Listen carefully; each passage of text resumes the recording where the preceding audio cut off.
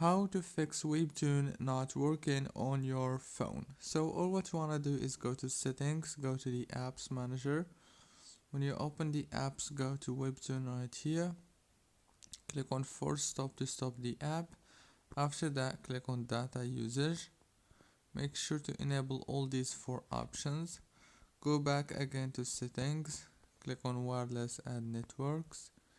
Enable the airplane mode for 30 seconds and after that disable it and restart your mobile phone. If the problem is not solved yet, then you may have to go into the Play Store or the App Store if you have iPhone, search for Webtoon and update it.